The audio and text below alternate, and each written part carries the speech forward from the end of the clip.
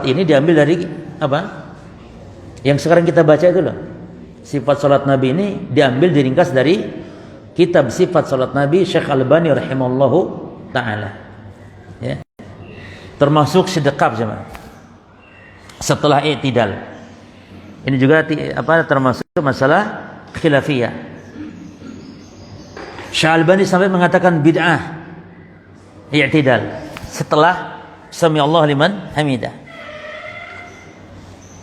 Menurut Syekh bin Baz, yang namanya berdiri jemaah, berdiri sesuai dengan dalil umum, setiap berdiri adalah sedekap. Karena yang namanya berdiri dalam salat itu dua. Pertama sebelum ruku, kedua setelah. Ya kan? Berdiri dalam salat posisinya ada berapa tempat? Dua tempat. Satu sebelum ruku, yang kedua setelah ruku. Kalau kita sebelum ruku sedekap ya sama saja. Setelah ruku pun tetap sedekap. Tapi Syekh Al-Albani mengatakan tidak. I'tidal ke bawah tangannya. Ya. Khilaf para ulama sampai mengatakan bid'ah. Namun subhanallah yang menarik pada jemaah, salah seorang penuntut ilmu menceritakan, dan ini bisa dipercaya beritanya. Ya, sebagian masyayikh menceritakan pada saat musim haji atau pada saat sebuah pertemuan, ketemulah ya Syekh bin Baz dengan Syekh Al-Albani rahimahullah ta'ala. Kemudian datang giliran waktu sholat. Ini para penuntut ilmu kalau sudah ulama ngumpul begitu, mereka ingin mengambil ilmu pelajaran jemaah. Ya, ini ketika pas sholat ingin tahu, kan Syekh Al-Albani apa? Ke bawah, Syekh bin Baz ke mana? Sedekap. Saat itu yang menjadi imam Syekh bin Baz, fadhal Syekh Al-Albani, Syekh Al-Albani fadhal imam. Akhirnya Syekh bin Baz imam. Syekh bin Baz jadi imam jemaah. Syekh Al-Albani di belakang. Yang cerita tadi di sebelahnya, ingin tahu apa yang terjadi. Akan geger dunia ini katanya. Ya kan? Ingin tahu bagaimana ketika sedekapnya itu loh. Syekh Al-Albani mengatakan bid'ah sedekap setelah i'tidal. Syekh bin Baz mengatakan sunnah berdasarkan dalil umum. Tibalah giliran salat kemudian ruku. Nah, ini murid tadi ini nunggu-nunggu apa yang terjadi nih pas bangkit dari ruku. Subhanallah jemaah, ketika Syekh bin Baz bangkit sami Allahu liman hamidah, Rabbana lakal hamdu, sedekap. Syekh Al-Albani di belakang bagaimana? Langsung dia pun sedekap Rabbana lakal hamdu. Muridnya kaget cuma. Langsung setelah sholat ditanya, ya Syekh, katanya bukannya ini tadi aku lihat engkau sedekap, katanya bid'ah. Lalu apa kata Syekh Al-Albani rahimahullah ta'ala? Innama ju'ilal imam liyu'tama bih. Sesungguhnya dijadikan imam itu untuk apa? Untuk diikuti. Ya kalau imamnya sedekap, kita sedekap, kata Syekh Al-Albani rahimahullah ta'ala. Makanya cuma sekalian Syekh Utsaimin pun mengatakan kalau kita bermakmum kepada yang imamnya qunut subuh, sebenarnya tidak masalah para jemaah. Jangan sampai ngotot gitu loh. Apalagi orang mungkin melihat semua, apalagi antum sudah dikenal Wahabi lagi.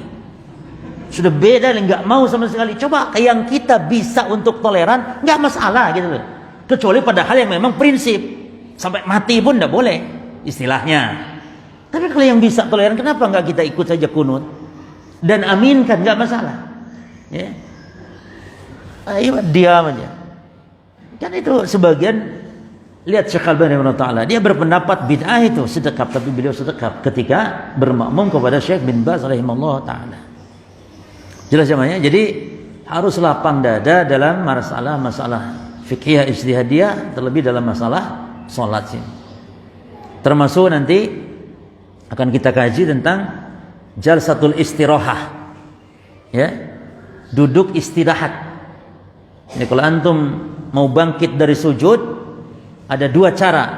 Yang pertama langsung bangkit dari sujud, yang kedua duduk dulu yang disebut jalsatul istirahah. Nah, ini pun ada 3 pendapat ulama tentang masalah jalsatul istirahah. Duduk istirahat. Ya, ada 3 pendapat ulama. Ada yang mengatakan itu sunnah. Ya. Dan rata-rata kita menggunakan itu. Memang hadisnya ada. Ya. yaitu hadis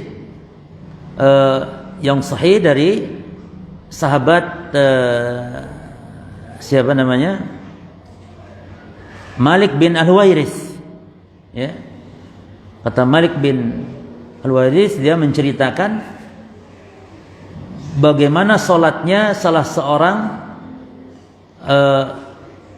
sahabat yang mempraktekkan salat Nabi sallallahu alaihi wasallam. Ketika dia bangkit dari sujud mau berdiri, dia duduk sejenak. Idza rafa ra'sahu minas sujud, ya, qabla an yanhadha. Nah, wa kana yajlisu, dan duduk idza rafa ra'sahu apabila mengangkat kepala dari sujud, qabla an yanhadha, sebelum bangkit. Demikian yang dilakukan raaitu Rasulullah, aku melihat Rasulullah sallallahu alaihi wasallam, beliau duduk, ya, sebelum mengangkat kepala, sebelum bangkit dari sujud. Artinya ketika mengangkat kepala dari sujud, Rasul duduk qabla an yanhad, sebelum bangkit. Duduk apa namanya ini? Jalsa al-istirahah. Apa hukumnya jemaah? Ada 3 pendapat para ulama dalam masalah ini. Pendapat yang pertama, jalsatul istirahah, duduk istirahat itu hukumnya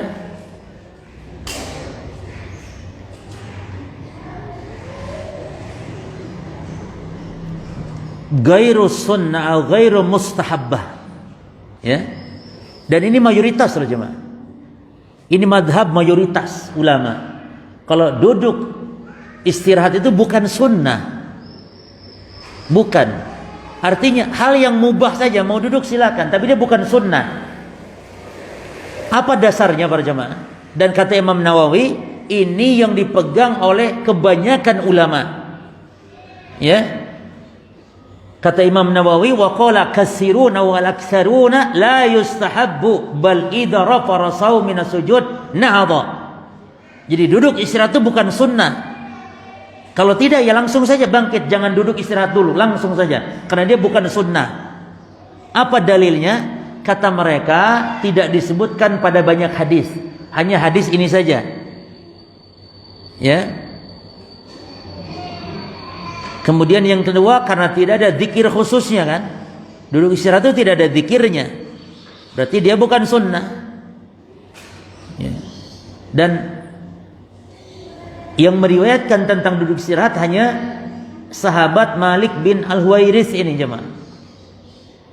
Dan ternyata kata ulama yang mengatakan bukan sunnah, Malik bin Al-Huwairis meriwayatkan, ya, hadis ini, dan dia datang kepada Nabi itu di akhir hayatnya Nabi. Artinya di masa Nabi sudah sepuh. Nabi sudah sepuh. Bisa jadi duduk istirahat ini sebenarnya hanya apabila ada hajat saja, karena Nabi sudah sepuh sehingga beliau duduk istirahat seperti itu, gitu loh.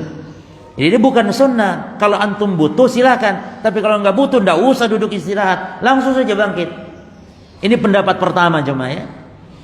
Pendapat kedua, dia sunnah. Ini madhab Syafi'i, malah Syafi'i yang berpendapat sunnah, ya. Dan ini juga dipilih oleh Syekh bin Baz dan Syekh Albani rahimahullah, ya. Jadi sunnah. Apa dasar dalilnya?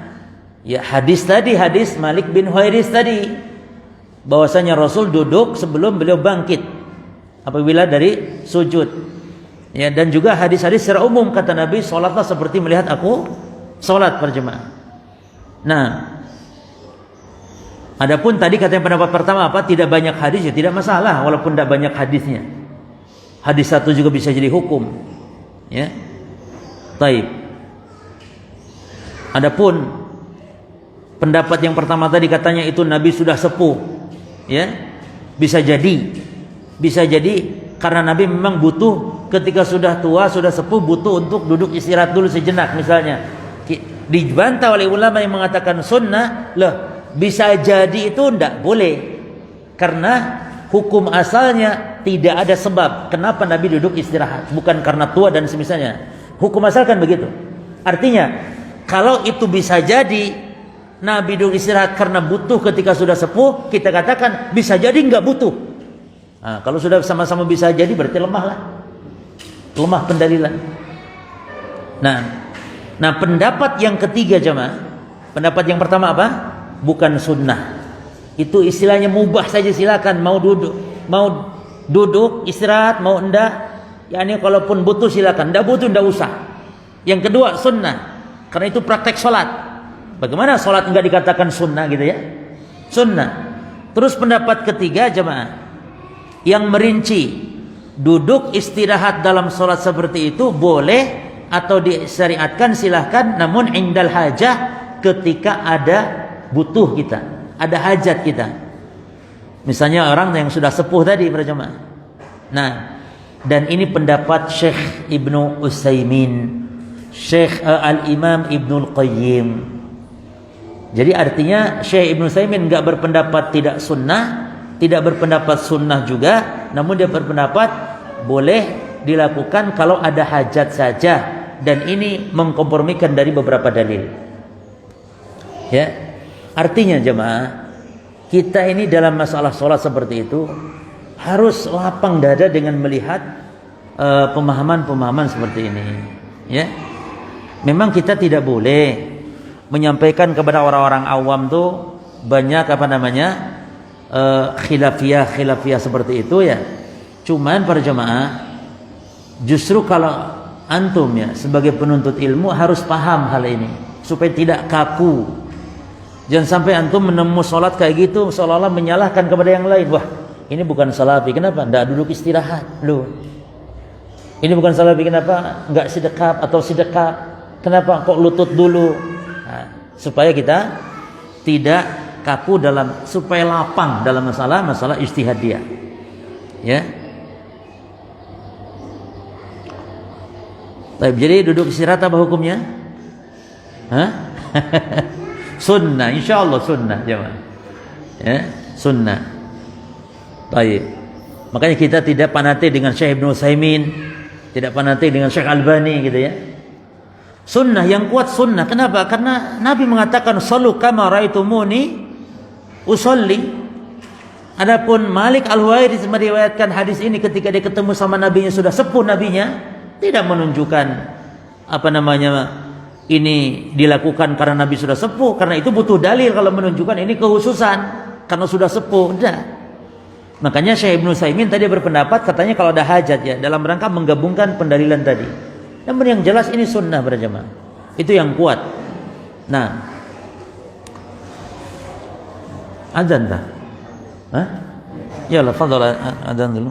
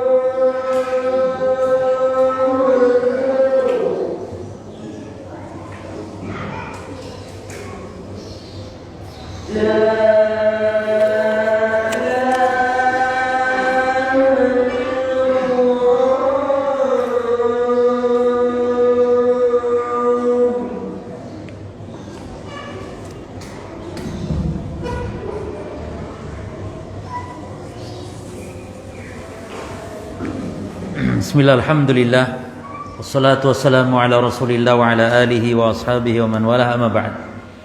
Kita lanjutkan. Berkata muallif, wa kana ya'tamidu ala kaffaihi wa yabsutuhuma.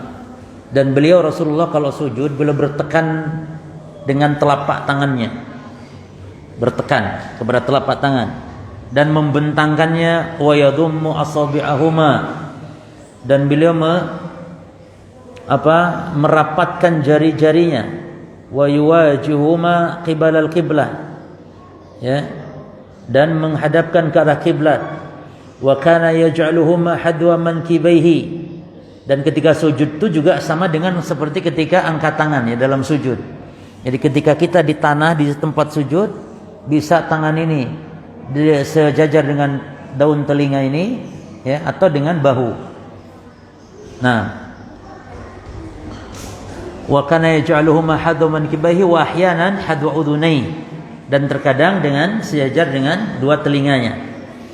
Wa yumakkinu anfahu, dan Nabi menekankan hidungnya, ya, wa jabhatahu, dan dahinya, minal ard, ke bumi, ke tempat sujud.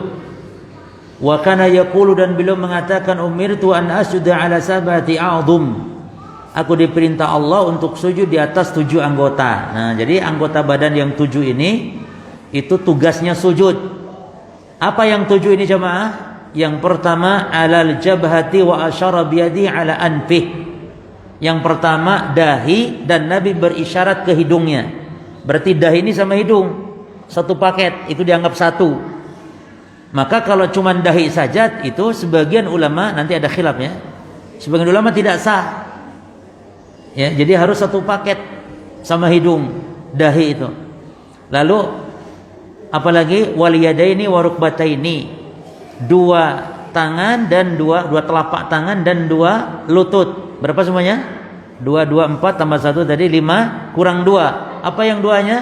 Wa atrafil qadamain, dan ujung jari-jari kaki. Nah, wa kana yaqulu, dan beliau mengatakan, la salata, tidak ada salat. Bisa tidak sempurna, bisa tidak sah. Ada khilaf ulama dalam masalah ini. Tidak sah salat atau tidak sempurna, liman lam yusibu anfuhu minal ardi ma yusibul jabinu. Tidak sah atau tidak ada salat bagi yang tidak menempelkan hidung di tanah atau di bumi seperti menempelnya jabin, seperti menempelnya dahi. Jadi kalau dahi nempel, ya hidung pun harus nempel, ditekankan, ya. Namun dalam hal ini memang ada khilaf para ulama. Sebagian ulama boleh sujud walaupun hanya sekedar dahi saja. Dan ini madhab Syafi'i. Dan banyak juga madhab ulama yang lain. Jadi menurut Imam Syafi'i atau madhab Syafi'i, sujud itu tidak harus nempel hidung, itu sah. Ya. Karena secara bahasa yang namanya sujud adalah wad'ul jabah 'alal ard. Jadi dalilnya secara bahasa. Sujud itu secara bahasa apa? Menempelkan dahi ke tanah, itu sujud namanya. Tidak harus hidung. Taib jemaah, tapi kan tadi hadis Nabi tegas. Ya. Hadis Nabi tegas.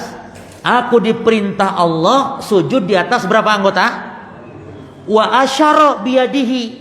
Nabi berisyarat tangannya menuju ila anfih, ke hidungnya. Berarti menunjukkan posisinya ya, dahi dan hidung dianggap satu.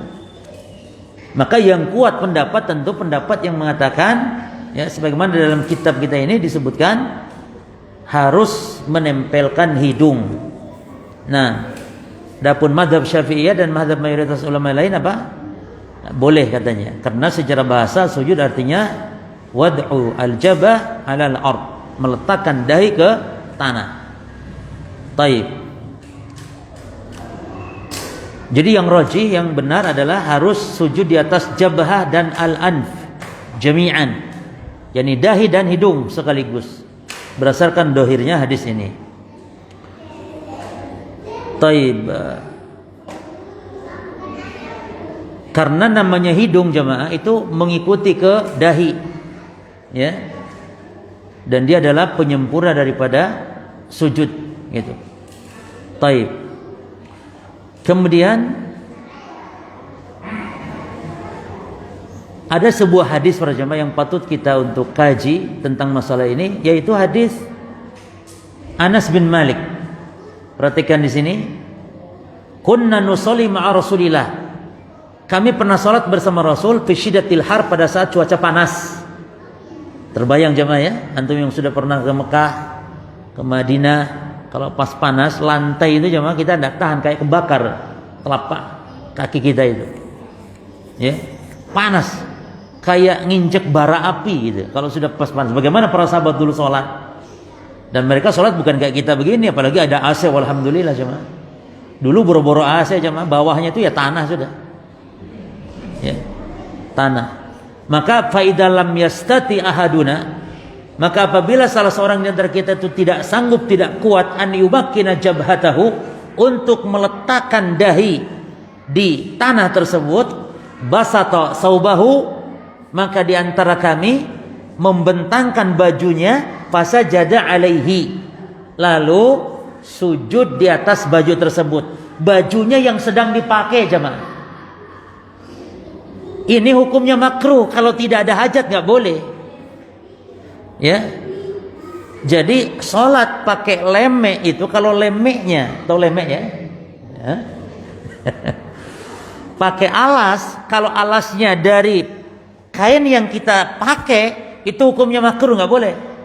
Kecuali kalau kondisi seperti Anas bin Malik ini cerita. Kalau apa? Kalau panas. Contoh ada orang pakai serban yang Saudi ya, namanya samagh. Bukan serban yang dililit namanya imamah, bukan. Serban itu mungkin panas, serbannya diletakkan begini, sujud di serbannya, sedang dipakai. Itu makruh. Kecuali kalau memang kondisi panas tadi. Makanya para jamaah kita harus bagi ya, bahwa salat pakai alas itu, sujud di atas alas itu ada dua macam. Yang pertama, sujud ala hail munfasil, sujud di atas alas yang alasnya itu misah dengan badan kita, seperti sholat atau sujud pakai sajadah. Sajadah kan nggak nempel di kita, maka ini hukumnya jaiz wala ba'sa bihi, hukumnya boleh, tidak masalah. Sebagaimana Aisyah ya disuruh ngambil oleh Nabi di masjid yang disebut dengan al-khumrah. Apa itu khumrah? Khumrah itu tempat Nabi, kain untuk Nabi sujud. Berarti Nabi itu sudah pakai sajadah jemaah. Ya. Pakai sajadah. Nah, yang kedua jemaah sekalian, yang kedua, jadi khumrah itu sajadah ya. Maka Nabi itu sujud pakai sajadah itu berdasarkan nas hadis. Bolehnya.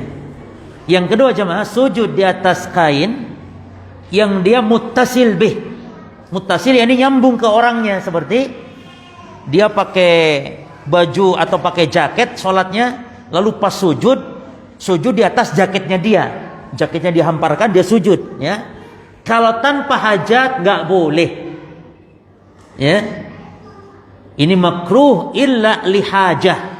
Makruh kecuali ada hajat, seperti kasus Anas bin Malik ini boleh.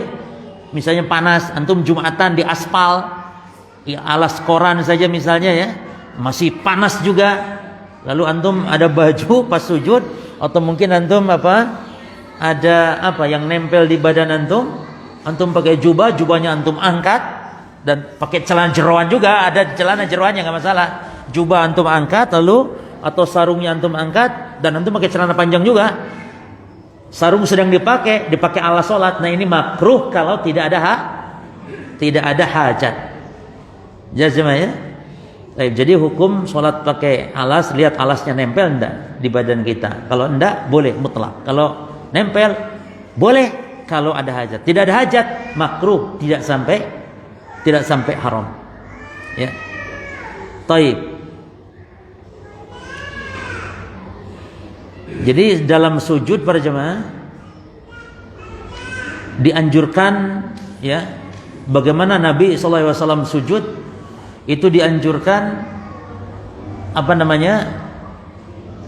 beberapa poin yang mungkin kita ringkaskan, ya. Yang pertama an yad'a kaffaihi 'alal ard mabsutataini madmumatainil asabi'. Kita ringkaskan, simpulkan, meletakkan kedua telapak tangan di bumi dalam keadaan terbentang begini, jangan mengepal begini, tapi membentang tuh begini, dan ininya dirapatkan jarinya, ya, berdasarkan hadis Wail bin Hujr dan juga hadis Abu Humaid. Yang kedua, ada mubtirashi dira'ain, tidak menghamparkan lengan ketika sujud. Sebagaimana kata Nabi, idza sajadta farfa' mirfaqaika. Kalau kamu sujud, angkat lutut sikutmu.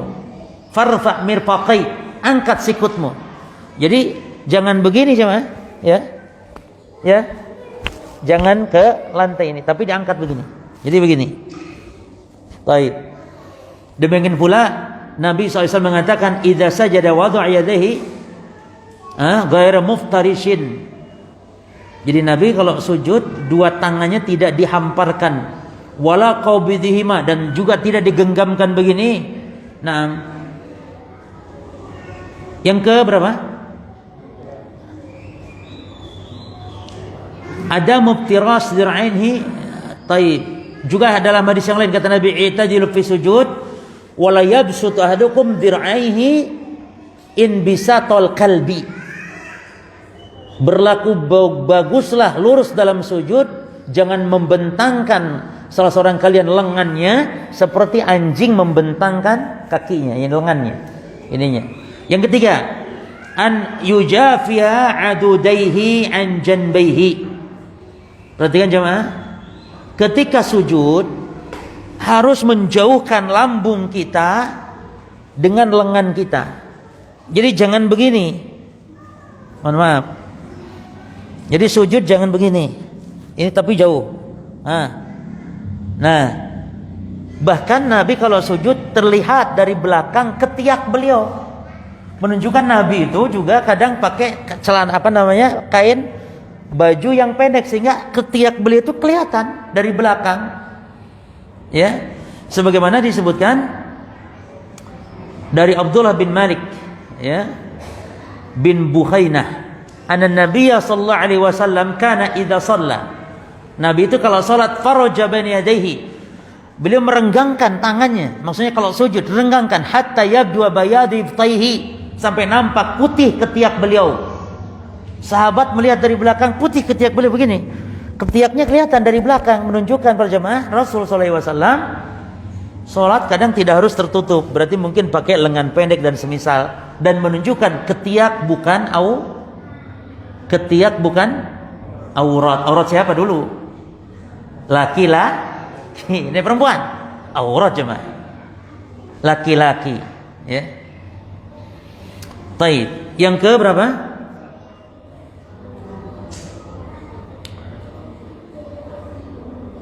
Baik, faedah yang keempat jemaah. Tidak beda, perhatikan ibu-ibu. Tidak beda antara laki-laki dan perempuan dalam sujud. Ya, ada dua pendapat ulama memang. Ada dua pendapat. Sebagian pendapat mengatakan sujudnya wanita dengan laki beda. Jadi kalau wanita jangan renggang begitu. Tapi katanya harus menjaga, dirapatkan. Nah, namun dalil yang menunjukkan ini ternyata dalilnya tidak sahih, hadisnya dhaif. Cuman ada riwayat ini memang, yaitu riwayat Abu Dawud, ya, disebutkan katanya Nabi marra 'ala imra'ataini tusalliyan. Nabi melewati ada dua wanita sedang salat. Lalu Nabi mengatakan idza sajadtuma apabila kalian berdua sujud, fadhumma ba'dal lahmi ilal ard, fa innal mar'ah fi dzalika laysat karrajul. Maka dirapatkanlah tubuhnya ke bumi, jangan renggang, karena wanita beda dalam hal itu. Namun hadis ini jemaah hadis yang dhaif, yang tidak bisa diamalkan. Maka yang sahih kembali kepada hukum asal, yang namanya laki perempuan hukum asalnya apa? Sama, kecuali ada dalil yang apa? Yang membedakannya, seperti waris, ya, dibedakan. Kalau tidak maka hukum asal sama, karena hadis itu dhaif. Ya. Disebutkan di sini kedhaifannya, ada rawi bernama Salim bin Ghailan dari Yazid bin Abi Habib, katanya bahwa Nabi tadi melihat dua perempuan salat, dan Nabi katakan harus jangan renggang, tapi harus merapatkan badannya dengan tangan begini. Ini keliru. Jadi hukum asal. Dan juga jemaah secara umum kan wanita sholat di mana? Di tempat yang sepi, di tempat di rumahnya sendiri. Jadi tidak masalah, tidak akan yakni nampak dari orang-orang melihat dan semisalnya.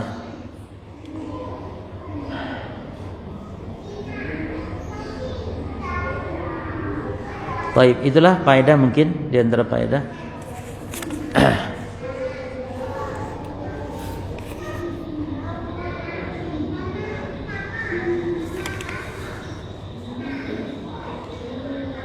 Apa yang harus dilakukan oleh makmum yang dia masbuk jika mendapati imam yang duduk di tahiyat akhir? Apakah mengikuti duduk seperti itu? Yang ditanyakan apanya? Duduknya, cara duduknya. Taib.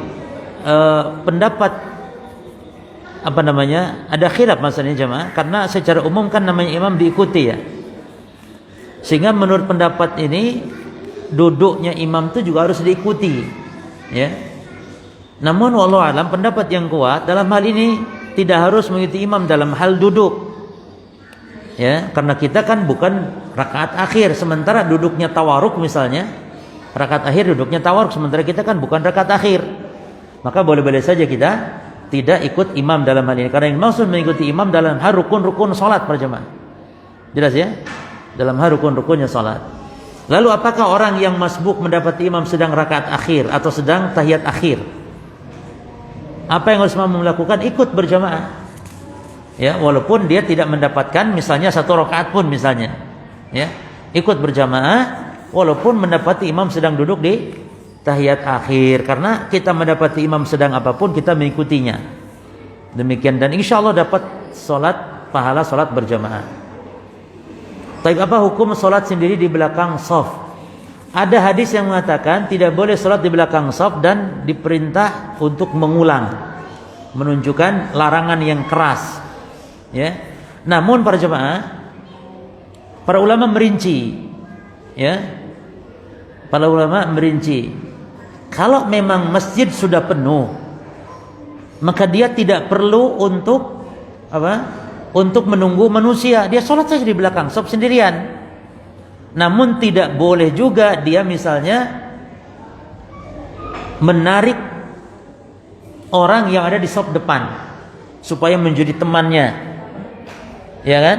Ditarik, nggak boleh, karena ada beberapa kemudaratan. Yang pertama, minimal 3 kemudaratan. Yang pertama, membuat orang kaget berjemaah. Antum tarik orang kaget, bisa jadi dia langsung pasang kuda-kuda. Tarik, gitu, sedang sholat, kaget orang, apalagi yang nggak paham hukum. Yang kedua jemaah, membuat shaf depan menjadi apa? Menjadi kosong. Ini mudarat juga, hilangkan mudarat, namun muncul mudarat yang baru, maka ini nggak boleh. Dan yang ketiga, telah membuat orang tadi ada pada posisi yang kurang utama, padahal sebelumnya shaf sebelumnya apa dia?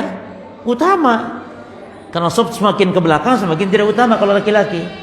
Maka 3 kemudaratan ini dijelaskan oleh Syekh Ibnu Utsaimin rahimahullah taala. Berarti kesimpulannya, sholat sendirian di belakang shaf kalau memang tanpa udzur nggak boleh. Tapi kalau ada udzur seperti itu dibolehkan.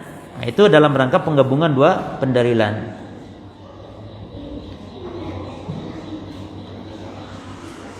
Bukankah kita tidak boleh melakukan perbuatan bid'ah terutama dalam solat? Bagaimana jika meyakini kunut subuh itu bid'ah sedangkan kita melakukannya dalam solat kita ketika menjadi makmum kepada imam yang kunut subuh?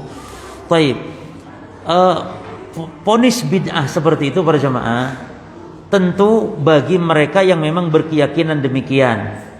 Namun kalau posisi dia solat sendiri, nah, tapi ketika berjamaah seperti itu, karena ponis bid'ah tadi adalah ponis yang para ulama khilafkan dalam masalah itu. Kunut subuh, kalau kita tanya semua ulama kunut subuh masalah khilafiyah atau bukan? Masalah khilafiyah, karena dilakukan oleh imam-imam kita juga. Imam Syafi'i kunut subuh karena memang ada hadisnya. Cuman masalahnya para ulama khilaf tentang kedudukan hadis.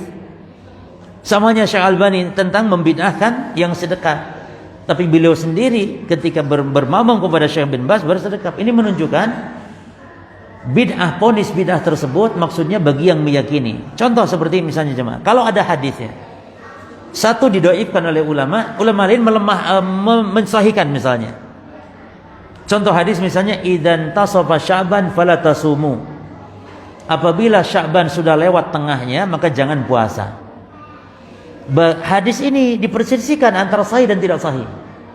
Yang mengatakan tidak sahih berarti nggak masalah, anggap hadis itu nggak ada. Tapi yang mengatakan sahih, maka berarti berlaku hukum tersebut, ya. Namun sekali lagi ini masalah apa? Khilafiyah. Sehingga orang yang mengatakan hadis itu dhaif, dia bisa saja puasa mutlak di tanggal 16 Sya'ban misalnya. Apakah yang mengatakan hadis itu sahih misal Naam sahih. Orang yang berpuasa disebut bid'ah seperti itu. Nah, tentu dalam hal ini toleran, kecuali kalau memang sepakat. Atau mudahnya gini lah, bid'ah itu ada yang hukum bid'ah yang disepakati, ada yang tidak. Ya kan? Hukum bid'ah itu ada yang disepakati, ada yang tidak. Kalau dalam istilah-istilah fikih atau dalam masalah-masalah fikih, bid'ah-bid'ah itu diperselisihkan, tidak disepakati. Seperti kunut subuh atau hal-hal yang lainnya. Adapun dalam hal bid'ah yang disepakati, misalnya solat nisfu Sya'ban, solat alfiyah 100 rakaat, ini bid'ah, kita melakukannya bid'ah dan berdosa. Tapi kalau dalam solat yang ada muncul kebid'ahan di dalam solat yang bid'ah ini diperselisihkan, seperti kunut subuh, maka ini boleh kalau kita dalam rangka apa? Saya katakan tidak mutlak, tapi dalam rangka bermakmum saja. Adapun kalau antum salat sendiri, ya jangan kunut subuh lah. Kalau antum sendirian, ya jangan melakukan yang antum anggap bid'ah. Tapi ketika berjamaah ini lain masalahnya.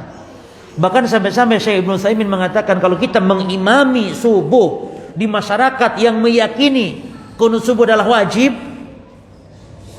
kalau kita mengimami di sebuah komunitas masyarakat yang meyakini kunut subuh itu wajib, itu salah, keliru.